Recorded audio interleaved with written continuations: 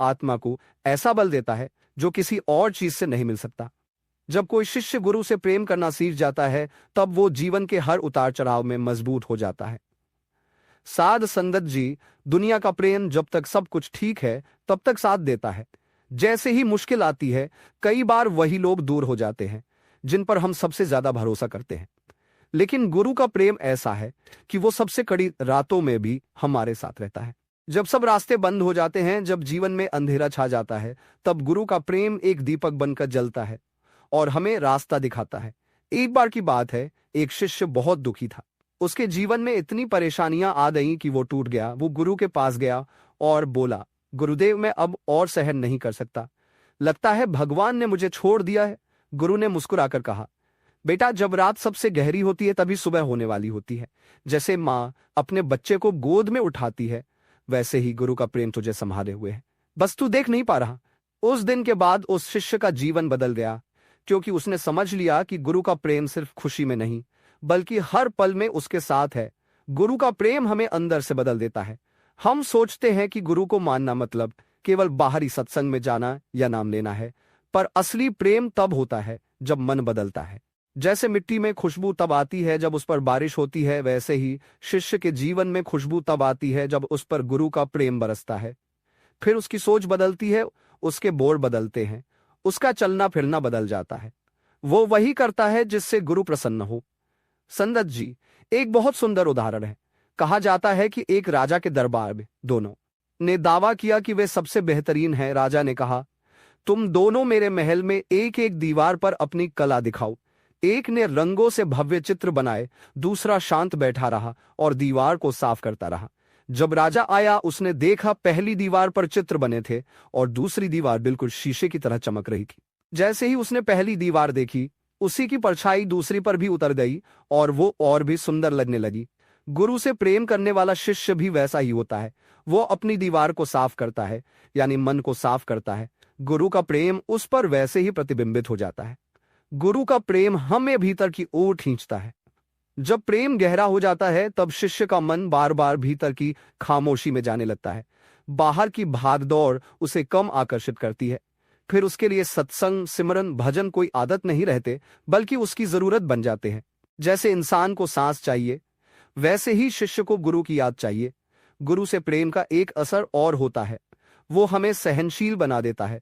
जो बातें पहले हमें चुभती थीं, जो शब्द हमें गुस्सा दिलाते थे, वो धीरे धीरे असर करना बंद कर देते हैं, क्योंकि मन शांत होने लगता है।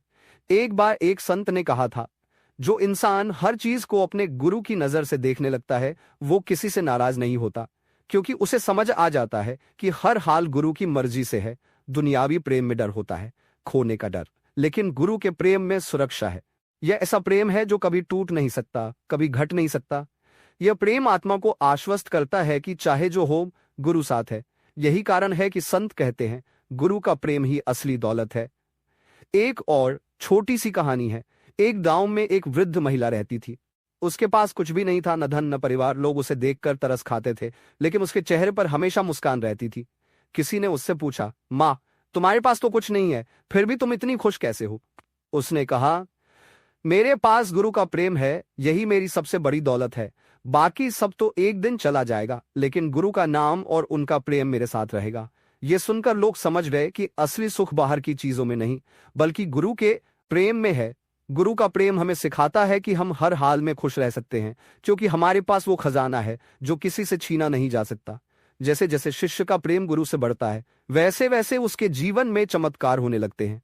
वो चमत्कार जो बाहर की आंख से दिखते नहीं, लेकिन भीतर से महसूस होते हैं। जैसे मन का बोझ हल्का होना, बेवजह की चिंता खत्म होना, छोटी छोटी बातों में आनंद महसूस होना, ये सब गुरु के प्रेम के ही असर है। गुरु से प्रेम का मतलब केवल शब्दों में नहीं, बल्कि जीवन में पालन है। प्रेम वही है जो कर्मों से झलकता है। अगर हम कहते हैं कि हमें गुरु से प्रेम है, लेकिन हम उनकी आज्ञा का पालन नहीं करते, तो वो प्रेम अधूरा है। असली प्रेम वही है जो समर्पण में बदल जाए, जब हम अपने अहंकार को छोड़ दें और गुरु की मर्जी को स्वीकार कर ले।